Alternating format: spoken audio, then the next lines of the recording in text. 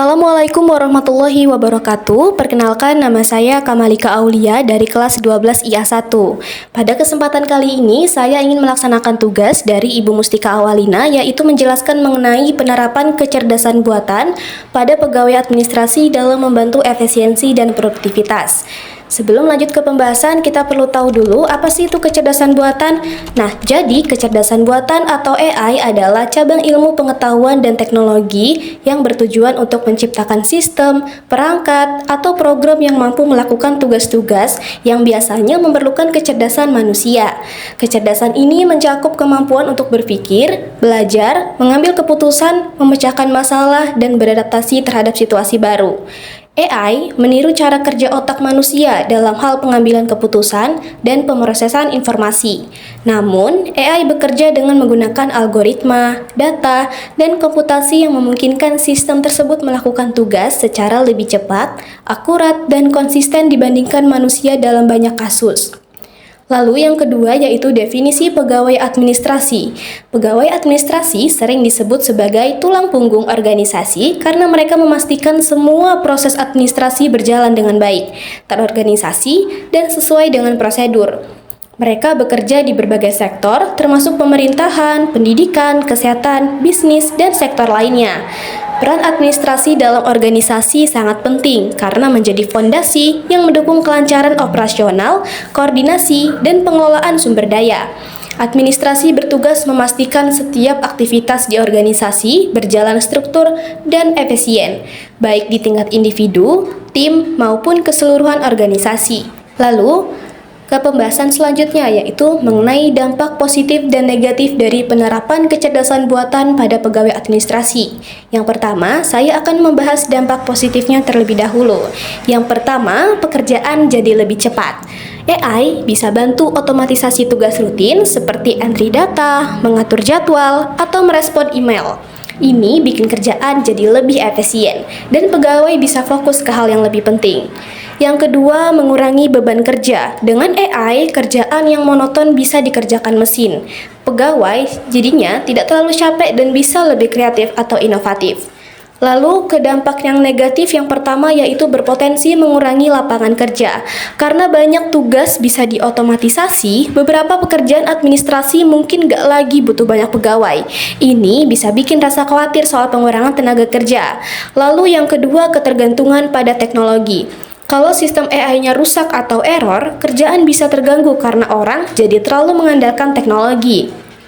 Lalu pembahasan berikutnya yaitu mengenai manfaat.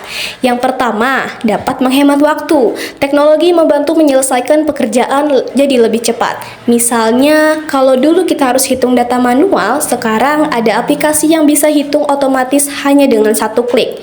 Atau bikin jadwal rapat nggak perlu lagi bolak-balik cek kalender. Cukup pakai aplikasi. Lalu yang kedua, meningkatkan produktivitas. Teknologi bikin kita bisa kerja lebih fokus dan efektif. Contohnya, tugas yang biasanya makan waktu lama seperti ngurus dokumen atau laporan, sekarang bisa diotomatisasi. Jadi, kita bisa pakai waktu lebih banyak untuk ide-ide baru atau hal yang lebih penting. Lalu yang ketiga adalah mengurangi kesalahan. Teknologi bikin kerja kita lebih akurat dan minim dari kesalahan.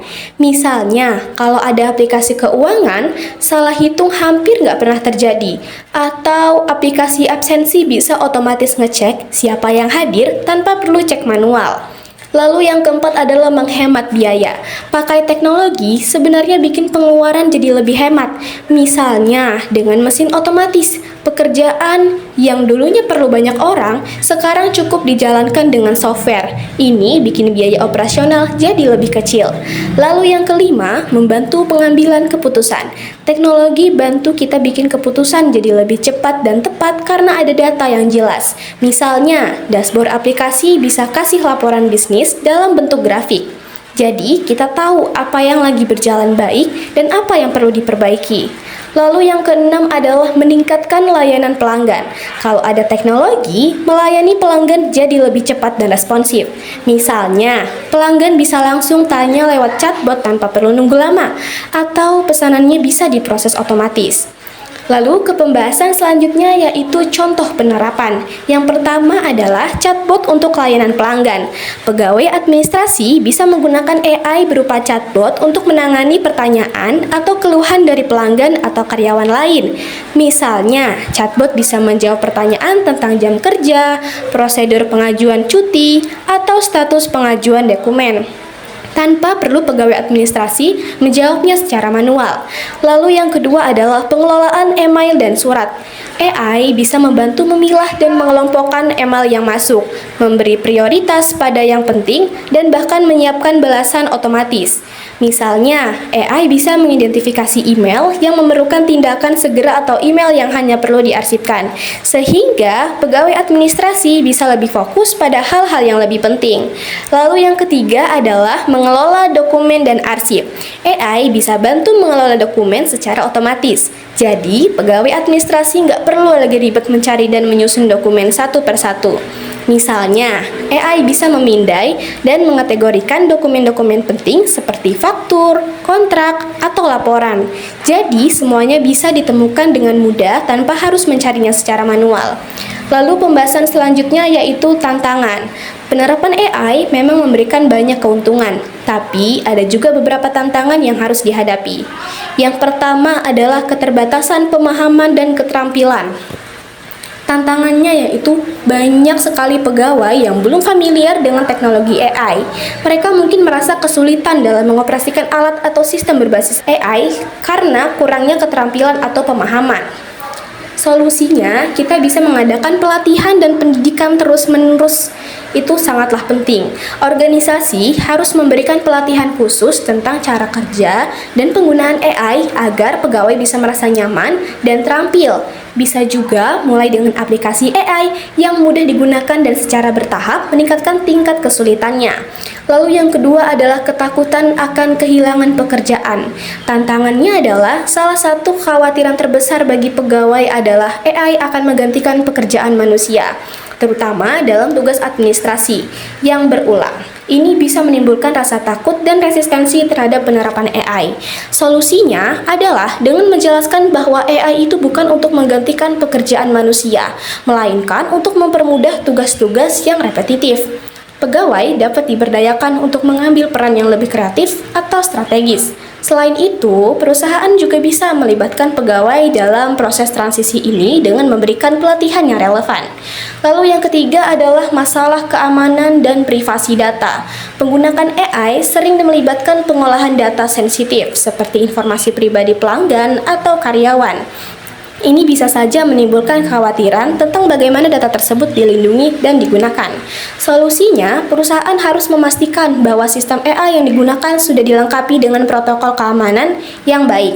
Penggunaan enkripsi dan kebijakan perlindungan data yang ketat juga penting untuk menjaga privasi dan keamanan data. Nah, jadi kesimpulan dan opini dari penjelasan tadi itu adalah penerapan AI di kerja administrasi bikin kerjaan jadi lebih gampang dan cepat. Tugas-tugas yang biasanya makan waktu, kayak jawab pertanyaan, urus dokumen, atau bikin jadwal, bisa otomatis dikerjain sama AI. Pegawai jadi bisa fokus ke tugas yang lain yang lebih penting. Selain itu, AI juga bikin kerjaan jadi lebih rapi, minim kesalahan, dan orang-orang yang dilayani pun jadi lebih puas karena semuanya serba cepat. Intinya, AI itu ngebantu banget hemat waktu, tenaga, dan biaya. Nah, menurut saya, penerapan kecerdasan buatan atau AI di pekerjaan administrasi itu seperti pisau bermata dua. Di satu sisi, AI bisa banget nih bikin kerjaan jadi lebih gampang. Tugas-tugas yang biasanya makan waktu seperti input data, atur jadwal, atau balas email sekarang bisa lebih cepat dan efisien. Pegawai juga jadi punya waktu lebih fokus untuk ke hal yang butuh pemikiran atau kreativitas. Tapi di sisi lain, saya merasa ada kekhawatiran. Kalau semua tugas yang sederhana udah diambil alih sama AI, gimana nasib pegawai yang selama ini kerja di bagian itu? Belum lagi kalau terlalu bergantung sama teknologi, apa jadinya kalau sistemnya error atau kena gangguan? Selain itu, interaksi personal juga jadi berkurang. Misalnya, pas kita butuh bantuan, rasanya ngobrol sama AI itu kayak chatbot itu nggak selalu sehangat ngobrol sama orang beneran. Jadi, menurut saya, AI itu nggak bisa langsung diterapkan mentah-mentah. Harus ada keseimbangan. Teknologi ini memang penting untuk mendukung kerja, tapi bukan berarti sepenuhnya menggantikan peran manusia. Lebih baik kalau AI dipakai untuk membantu, sementara manusia tetap jadi pengambil keputusan utama. Intinya, AI dan manusia itu harus saling melengkapi, bukan saling menyingkirkan. Sekian penjelasan materi dari saya. Mohon maaf jika ada kesalahan. Wassalamualaikum warahmatullahi wabarakatuh.